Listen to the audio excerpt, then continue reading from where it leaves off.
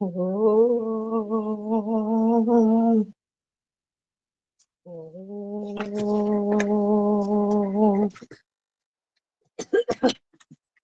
ఓం భూర్భువః స్వః తత్సవితుర్వరేణ్యం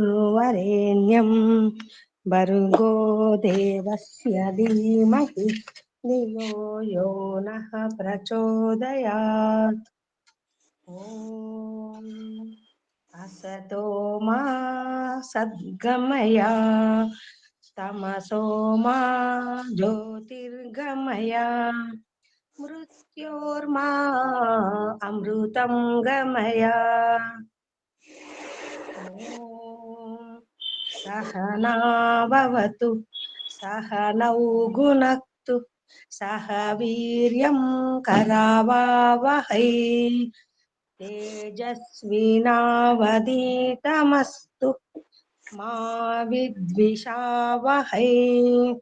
ఓం శాంతి శాంతి శాంతి. నమస్తే అమ్మ, అందరికి నమస్తే. నమస్తే. సత్య దయానంద సరస్వతి యొక్క కార్యక్షేత్రంలో అతను శైవ మతాన్ని సమర్థిస్తూ వైష్ణవ మతాన్ని ఖండించినట్టుగా మనం ఇక్కడ నిన్న విన్నాము. ఈరోజు పుష్కర మహోత్సవం.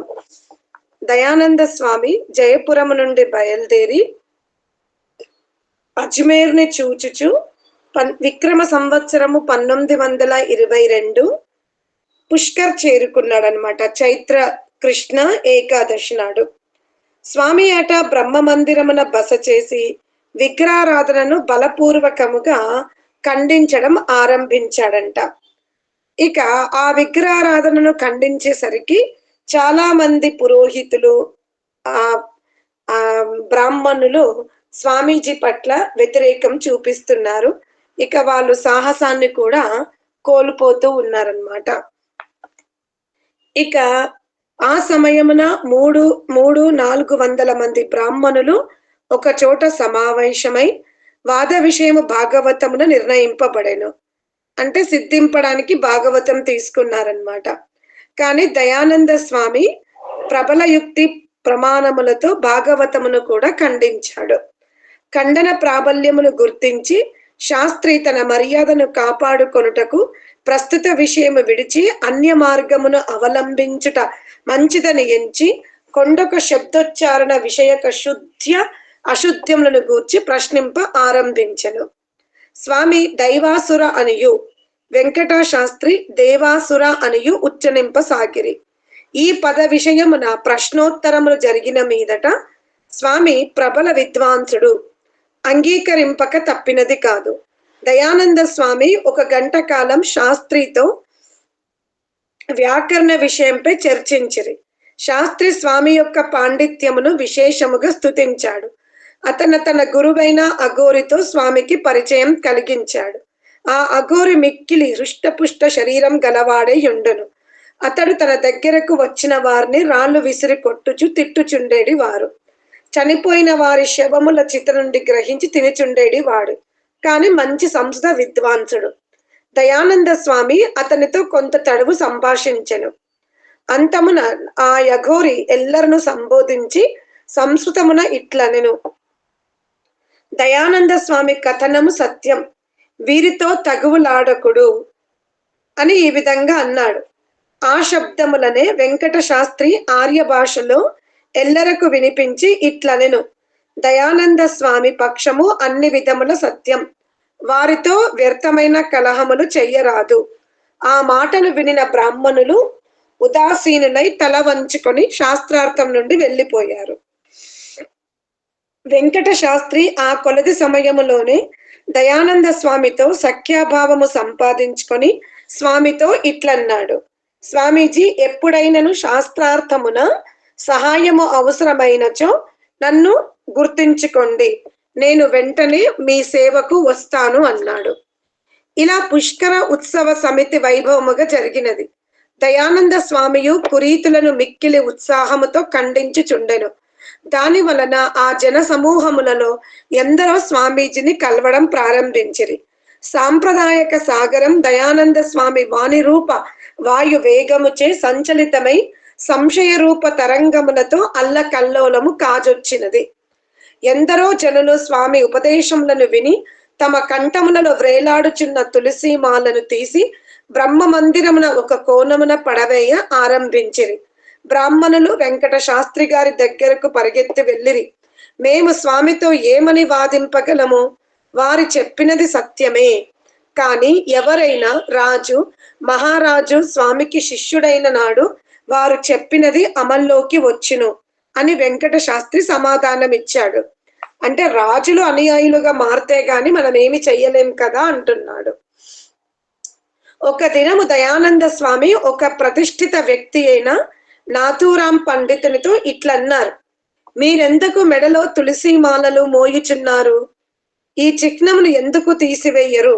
నాథూరాం, ఆ బ్రాహ్మణుడు ఎవడో సన్యాసి అయి మీలో చేరకున్నా నేను ఈ మాలను తీసివేయుదును అనెను. అందులకు స్వామి, మేము చేయునదేమి? ఇక్కడ చూడగా పరిస్థితియే మారినట్లున్నది. నాకు శక్యమగునెడల విద్వాంసుడైన బ్రాహ్మణుడు తక్క ఇతరుడు సన్యాసి కారాదని, అతనికి అధికారము లేదని నేను స్పష్టంగా చెప్పుచుదును అని చెప్పాడు. అనగా సన్యాసి అంటే చాలా యోగ్యత ఉండాలి, సామాన్య మానవులు సన్యాసం తీసుకోలేరు అంటున్నాడు. అట బ్రహ్మ మందిరమున మానపురుజి మహంతుగా ఉండెను. అతడు మిక్కిలి సజ్జనుడు. ప్రప్రథమున మూర్తికి నివేదించిన పాలు దయానంద స్వామికి త్రాగరిచ్చెను. రాత్రి విగ్రహములకు నివేదించిన పాలు త్రాగనని స్వామి ఆ పాలను గ్రహింపక తిరస్కరించెను. ఏవైతే రాత్రి అభిషేకం చేస్తూ ఆ విగ్రహానికి పాలిచ్చారో అది స్వామీజీకి ఇస్తున్నారు, అది స్వామీజీ తీసుకోనన్నాడు. ఇక మహత్తుడు రుష్టుడై స్వామికి పాలనీయ మానెను. కాని మరలా ప్రసన్నుడై స్వామికి సహాయకుడై అంటే ఇక మిత్రభావాన్ని ఏర్పరచుకున్నాడు. స్వామి అప్పుడప్పుడు వినోదార్థము మహంతనితో ఇట్లనుచుండేటివాడు: ఓ పురూజీ, మీకు మూర్తి 2.5 మనుగుల బరువు గల పరస్పత్తర్ దొరికినది. దీని సహాయము నాకు కావలసినంత సువర్ణమును సిద్ధము చేసుకొనుము. దానితో సాధు సన్యాసులకు లడ్డులు తినిపింపుము. ధూర్తుల నిమిత్తము మీ ధనము వ్యర్థం చెయ్యకు. మహత్ మానపురియు సుదృఢంగుడు బలవంతుడు దయానంద స్వామికి ఎల్లప్పుడు సహాయం చేయు సిద్ధంగా ఉండేటివాడు. అనగా గుళ్ళో వచ్చినటువంటి ఏదైతే దాన ధర్మాలు ఉన్నాయో దానితో సన్యాసులని విద్వాంసులని కాపాడుకో, అలా నీకు పుణ్యం వస్తుందని చెప్తున్నాడు అనమాట. ఒకనాడు పెక్కురు బ్రాహ్మణులు కలిసి దయానంద స్వామిని శాస్త్రార్థము చేయడానికి ఆహ్వానించారు. స్వామి ఎల్లప్పుడూ అందులకు సిద్ధముగా ఉండేటివారు. శాస్త్రార్థం చేయడానికి దయానందునికి చాలా ఇష్టం ఉండేది కాబట్టి సిద్ధమయ్యాడు. కావున అటకు వెంటనే చేరెను. శాస్త్రార్థము కొంచెము తడవనే నడిచెను. పండితులు ఎక్కువ కాలము స్వామికి ఎదురింపజాలక వాళ్ళ కాళ్ళకి బుద్ధి చెప్తున్నారు. వారు సమాధానము చెప్పలేక అక్కడి తప్పించుకోవడానికి ప్రయత్నం చేస్తున్నారు, ఇంకా అల్లరి చేస్తున్నారు, ఏదేదో మాట్లాడుతున్నారు. అప్పుడు చాలా మంది అంటే తర్జన భర్జన పడుతున్నారు, ఇతరులను నెట్టివేసేస్తున్నారు. అప్పుడు వందలాది యాత్రికులు తమ కంఠములో ఉన్న తులసి మాలను తీసి పుష్కరమున అప్పగించిరి. ఇక ఎవరికైతే ఆ సిద్ధాంతం అర్థమైందో వాళ్ళు మాలలు తీసేస్తున్నారు. దయానంద స్వామి అట రామానుజయులకు కూడా శాస్త్రార్థం కొరకు రమ్మని చెప్పాడు. కానీ వారెవరూ శాస్త్రార్థంకు ఒప్పుకోలేదు. స్వామి రామానుజ సంప్రదాయ భ్రమాత్మక విచారములను ఖండించినట్లు ఇట్లు చెప్పిరి. ఇక రామానుజ మతాన్ని కూడా ఖండిస్తున్నారు స్వామీజీ. తప్త తనుహు స్వర్గం గచ్చతి అని ఈ శ్లోకము సరి అయినది కాదు. దీనిని అంగీకరింపక ఎంచినచు అనగా మోక్షం ఎలా లభిస్తుంది? కేవలం మాలలు వేసుకొని కమండలు ధరించినంత మాత్రాన మోక్షం రాదు. షట్క సంపత్తి అరిషడ్ వర్గాలను జయించాలి అని స్వామీజీ యొక్క అభిప్రాయం అన్నమాట. శమ దమ జప తప స్వాధ్యాయాదుల వలన మనకు మోక్షము లభించును, కానీ ఇలా ముద్రలు వేసుకోవడం సరి అయినది కాదు అంటున్నారు స్వామీజీ. ఇక ఒకసారి స్వామీజీ ఒక పండ స్వామీజీ దగ్గరికి వచ్చి, ఓ స్వామీజీ, నేను సన్యాసులకు పురోహితుడను. ఎందరో సన్యాసులు శ్లోకమును రచయించి నాకిచ్చిరి, కావున మీరు కూడా ఒక శ్లోకం రాసి ఇండని అడిగాను. స్వామి అతనికి, అరే నీవు మాకు కూడా పురోహితుడువా అని నవ్వుతూ అన్నాడు. ఆ దినములోనే ఒక ద్రవిడ సన్యాసి చంద్రఘాటు మీద నివాసం ఏర్పరచుకొని ఉండెను. అతడు పురాణములను వినిపించి బ్రాహ్మణ సంతర్పణ చేయుచుండేడి వాడు. అతనితో శాస్త్రార్థమును చేయింప 200 మంది బ్రాహ్మణులు స్వామి అటకు గొంపోయిరి. కాని అతడు స్వామి ఎదుటకు రాడయే. శివదయాల్ నామక పూజారి ఒకడు బ్రహ్మను పూజించేడి వాడు. దయానంద స్వామి అతనితో ఇట్లంటున్నాడు, శివదయాల్జీ, నీవు దేవుడు నీతో ఎన్నడైనా వార్తాలాపం చేయునా? నువ్వు ఏదైతే బ్రహ్మను నమ్మి పూజిస్తున్నావో అతను నీతో ఎప్పుడైనా వార్తాలాపం చేశాడా అని అడుగుతున్నాడు. శివదయాల్ తనకు భగవంతుని నామము తెలుపుడని స్వామిని ప్రార్థించాడు. లేదు, మరి ఎలా? అప్పుడు స్వామికి సచ్చిదానంద ఈశ్వరుని యొక్క గొప్పతనాన్ని చెప్తున్నాడు. అనగా పరమాత్మని చేరుకోవాలి అంటే మార్గం ఏమిటో చెప్పి అతనిని కూడా విగ్రహారాధన నుండి నిరాకారం వైపు తీసుకెళ్తున్నాడు. ఇక ఒకనాడు ఒక వృద్ధ వనిత బ్రహ్మను పూజింప మందిరమునకు వచ్చి తిరిగి వెళ్ళినప్పుడు స్వామి దర్శనార్థం అటకు వచ్చెను. మాత, ఎక్కడి నుండి వచ్చుచున్నావు అని స్వామి ఆమెను ప్రశ్నించాడు. బ్రహ్మను దర్శించి వచ్చానని ఆమె చెప్తుంది. ఏమమ్మా, బ్రహ్మ నీకేమైనా ఉపదేశం ఇచ్చినాడా అని స్వామి మరలా ఆమెను ప్రశ్నించాడు. అవును, ఇచ్చినాడు అని ఆ వృద్ధ మాత బదులు చెప్తుంది.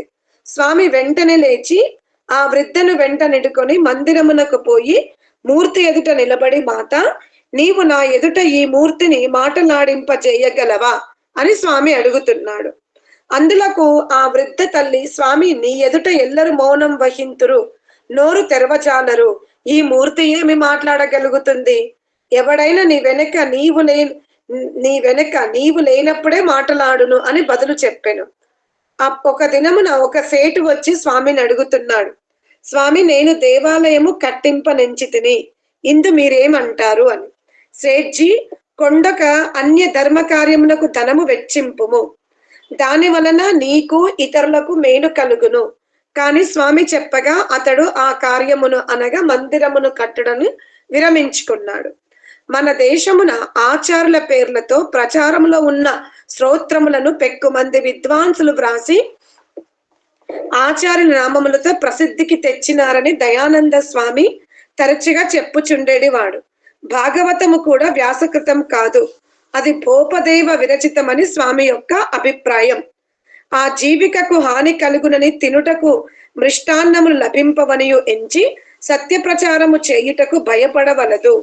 ప్రారబ్ధమును అనుసరించి మీకు లభింపవలసినదేదియో లభింపగలదు అని దయానంద స్వామి పురోహితులకు ఈ విధంగా చెప్తూ వేదం వైపు నడువుడు అని చెప్తున్నాడు అన్నమాట. ఒక వ్యక్తి అడిగిన మీదట స్వామి ఇట్లు చెప్పెను, కళ్యాణకారి అయిన పరమేశ్వరునకు శివుడని పేరు, పార్వతీపతి శివుడని నేను అంగీకరింపను. నా దృష్టిలో ఎవరు శివుడు అంటే కళ్యాణం చేయువాడు. పార్వతీదేవి యొక్క పతి ఎవరైతే శివుడున్నాడో నేను ఆ శివుణ్ణి సృష్టికర్తగా తీసుకోను అంటాడు. ఇక అజ్మేర్లో దయానంద స్వామి 22 దినములు పుష్కరమున విశ్రాంతి తీసుకొని తదుపరి అజ్మేర్కి వెళ్ళి అట వంశీలాల్ ఉద్యానవనమున బస చేసిరి. నగరమునకు వచ్చుటయే తడువుగా విగ్రహారాధనాది విషయములో ఎవరికేని సందేహములున్నచో అడిగి తెలుసుకొనవలసినదిగా స్వామీజీ నగరమున వెల్లడి చేయించిరి. కొందరు అవాకులు చెవాకులు వ్యాపింపజే యత్నించిరే కాని స్వామి సమ్ముఖమునకు ఒక్కడు కూడా రావడానికి సాహసింపలేదు. అంటే ఇలా స్వామీజీ ఎక్కడికి వెళ్ళినా ఇదే విషయం చెప్పేవారు. ఇక జనాలు మాత్రం వెనక వాళ్ళకు తోచిందనేవారు కానీ శాస్త్రార్థానికి మాత్రం సిద్ధమయ్యేవారు కాదు. ఇక క్రైస్తవ ఫాదరీలతో కూడా సంవాదం. అజ్మేర్ నగరమున ఫాదరీ రాబిసన్ గ్రే షూల్ బ్రెడ్లతో స్వామి జీవులు, సృష్టిక్రమము, వేదము మున్నగు విషయములపై వార్తాలాపము చేసిరి. క్రైస్తవులు అడిగిన ప్రశ్నలకు స్వామీజీ మిక్కిలి సముచితముగా సమాధానము చెప్పిరి. యేసు ఈశ్వరుడు ఎట్లు కాగలడు? అతడు చచ్చి బ్రతుకుటెట్లు? ఆకాశంనకు ఎట్లెగిరిపోయినాడు? అనే విషయములపై స్వామి క్రైస్తవులను ప్రశ్నించిరి. ఆ ప్రశ్నలకు క్రైస్తవులు సమాధానము చెప్పలేకపోయిరి. బాలకులు యువకులు ఎల్లరూ చప్పట్లు కొట్టిరి. కాని స్వామి వారినట్లు చెయ్యరాదని వారించిరి. ఈ చర్చలో క్రైస్తవులు ఒక వేద మంత్రము పేరు చెప్పి ఏదో పఠించిరి. ఆ మంత్రము వేదములో ఎక్కడ ఉన్నదని అడగగా సమాధానము చెప్పలేకపోయిరి క్రైస్తవులు. ఇక ఆ మరునాడు క్రైస్తవులు అక్కడ కనిపింపరు. తదుపరి స్వామి ఒకనాడు స్వామి చేసిన ఆక్షేపములకు కోపము తెచ్చుకొని, షూలబ్రేడ్, మీరిట్టి ఆక్షేపములు చేసినచో నేను మిమ్ములను జైలుకు పంపుతాను అన్నాడు.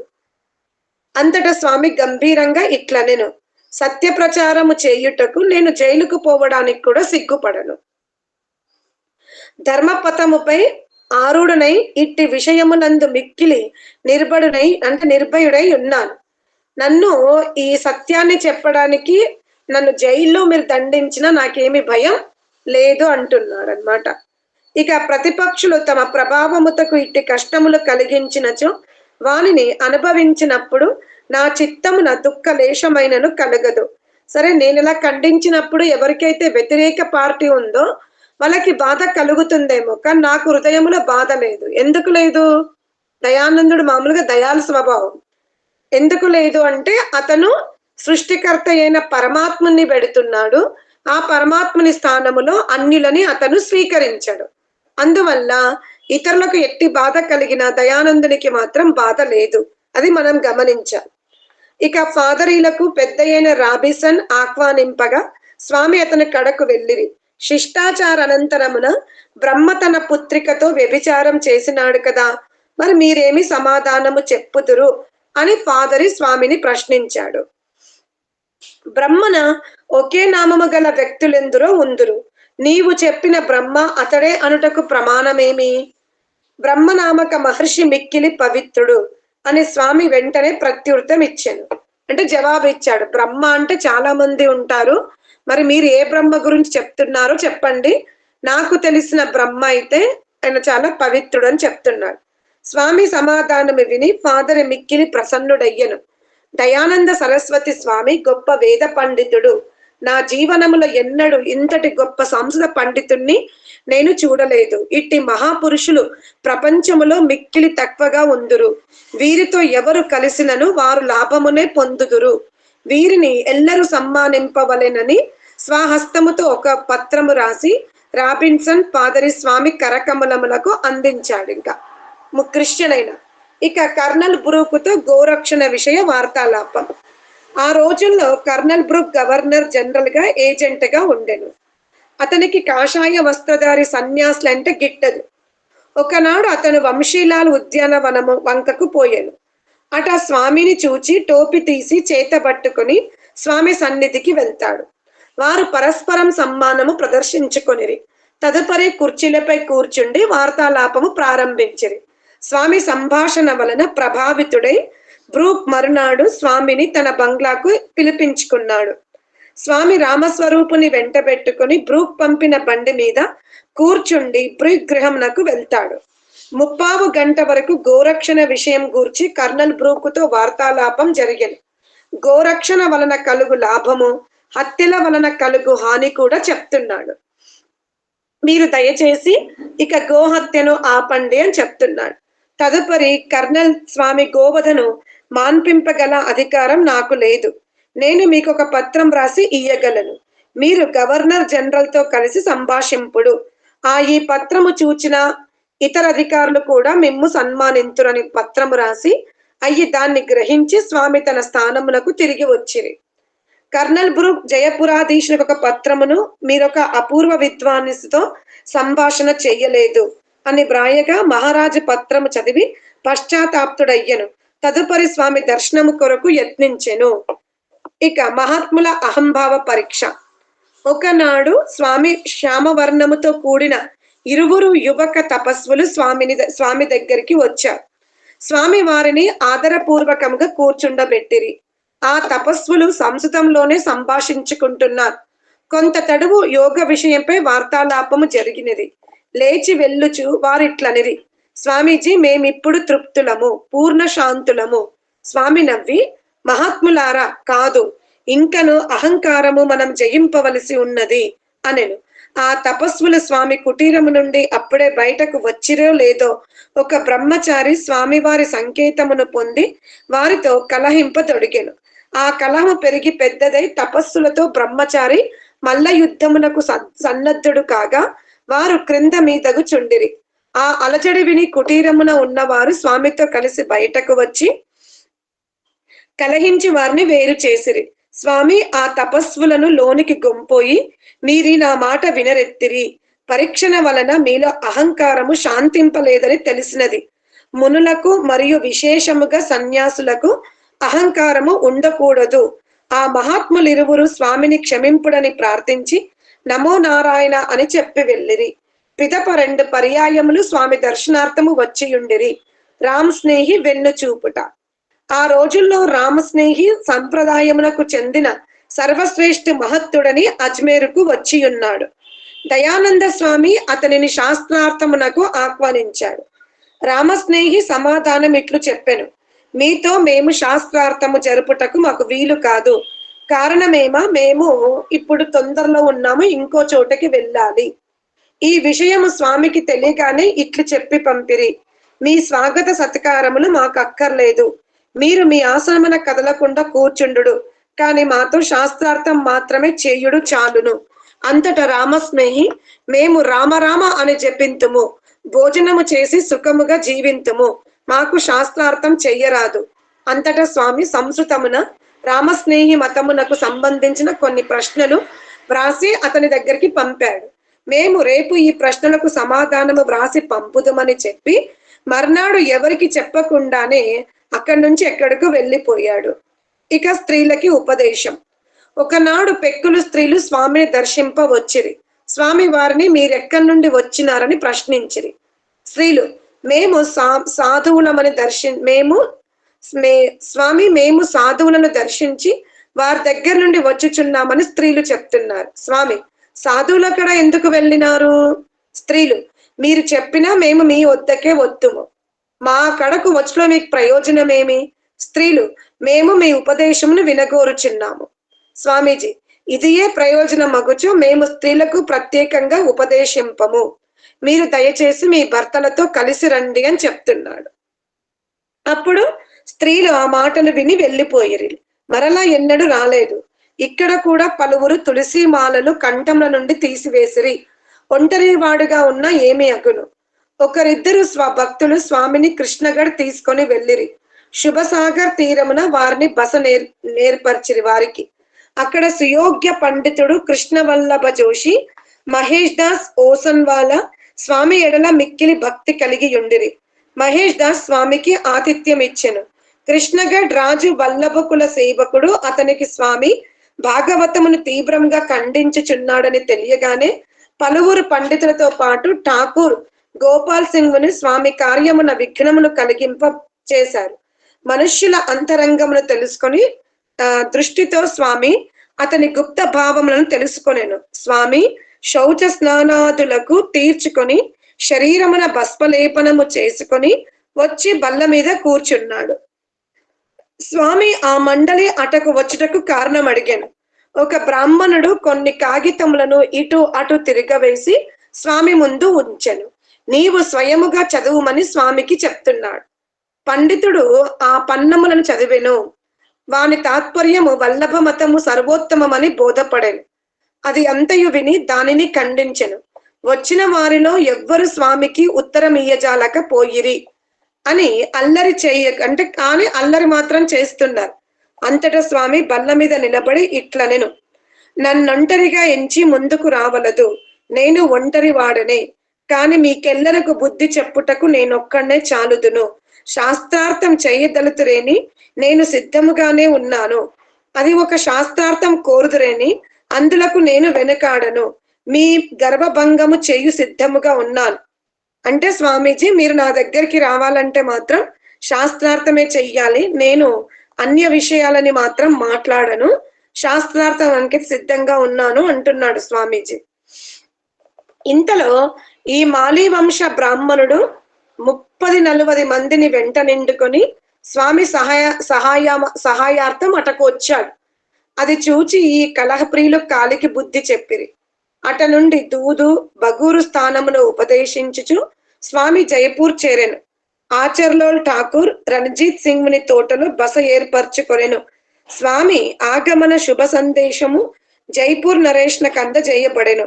పలువురు నిమంత్రించిన మీదట స్వామి రాజప్రసాదముల కేగిరి. అప్పటికి జయపురాధీశుడు అంతఃపురమున ప్రవేశించెను. ఈ అశిష్టాచారమునకు కుపితుడై స్వామి వెనుదిరిగి తన బసకు చేరుకొనెను. తదుపరి ఎంత ప్రయత్నించినను స్వామి రాజప్రసాదములకు వెళ్ళలేదు. ఇక మేము సంతోషమును ఉపదేశించితిమి. జైపూర్ నుండి స్వామి బయలుదేరినప్పుడు భక్తుల కన్నుల నుండి ప్రేమాశ్రువులు ప్రవహించెను. వినోదశీలుడైన దయానంద స్వామి వారిని ఉద్దేశించి ఉపదేశించుచు ఇట్లంటున్నారు: మనస్సును తేలికగా చేసుకొనుడు, చిత్తాక్రాంతము చేయరాదు. నేను మీకు సంతోషమునే ఇవ్వాలనుకుంటున్నాను. అప్పుడు స్వామీజీ విక్రమ సంవత్సరం 1923 కార్తీక బహుళ నవమి మరలా ఆగ్ర చేరి బస చేసిరి. మౌఖిక ఉపదేశములతో పాటు స్వామి భాగవతమును కూడా ఖండించుచు 8 పుటల చిన్న పుస్తకమును ఒకదానిని ప్రకటించెను. అనేక వేల ప్రతులు ముద్రింపజేసి జనులకు పంచిపెట్టిరి. మరికొన్ని వేల ప్రతులు హరిద్వారమున కుంభమేల్లో పంచుటకు వెంట తీసుకొని చున్నారు. ఇక గురు శిష్యుల యొక్క అంతిమ కలయిక. 5 విద్యార్థులను వెంట పెట్టుకుని స్వామీజీ తన గురు దగ్గరికి వస్తున్నాడు. అత్యంతము నమ్రుడై స్వామి గురుదేవులకు నమస్కరించెను. ఒక సువర్ణ ముద్ర, ఒక తాను మల్మల్ వస్త్రము గురువులకు అర్పించెను. భాగవత ఖండన పుస్తకము చదివి వినిపించెను. గురువు విరజానంద స్వామి తన కృపాపాత్రుడు సుయోగ్యుడు విజయుడైన శిష్యుని కలుసుకొని మిక్కిలి ప్రసన్నుడయ్యను. తన కృపాహస్తముతో శిష్యుని శిరస్సును నిముర్చు భూరి భూరి ఆశీర్వాదములు ఇచ్చెను. అతని హృదయం భరితమయ్యను. తాను నాటిన అంకురము వృక్షమై వాంఛిత ఫలములు ఈయదొడిగినదని తెలుసుకొని విర్జానందుడు ఎంతో సంతోషిస్తున్నాడు. అతని ఉద్దేశ్యము బాగుగా సిద్ధింపబడినది. దయానంద స్వామి బహుదినములు గురువుల సేవయందు గడిపి సందేహాస్పద విషయములను అడిగి తెలుసుకొనెను. శాస్త్ర తత్వములను ఎరిగెను. కుంభమేళ సమయము సమీపించుట చూచి హరిద్వారము వెళ్ళుటకు గురుదేవులను ఆజ్ఞ అర్థించెను. పిదప ఆజ్ఞను పొంది గురుచరణముల నతమస్తకుడై యాత్ర సాగించెను. ఆదర్శ గురు శిష్యులకు అది అంతిమ కలయిక. మథుర విడిచి స్వామి మీరట చేరి ఒక దేవి మందిరమున బస ఏర్పరచుకొనెను. అప్పుడు అతని వెంట ఒక బ్రహ్మచారియే ఉండెను. స్వామి శాలువ ఒకటి కప్పుకొని చుండేడి వాడు. పాదములకు మేజోళ్ళు ఉండేవి. కంఠమున స్ఫటికమాల ఉండేడిది. గంగారాం నామక ప్రతిష్ఠిత వ్యక్తి ఒకడు స్వామిని కలుసుకున్నాడు. ఇంతటితో ఇక్కడ ఆపేద్దాం. ఓం శాంతి శాంతి శాంతి. అనగా దయానంద స్వామి కార్యక్షేత్రంలో ముందుకు వెళ్తాడు. ఆయన ఎక్కడికి వెళ్ళినా శాస్త్రార్థమే చేస్తున్నాడు. అది మనం తెలుసుకోవాలి. ఉపన్యాసాల కంటే ఎక్కువ దయానంద స్వామి శాస్త్రార్థమే చేస్తున్నారు. ఓం. ఏం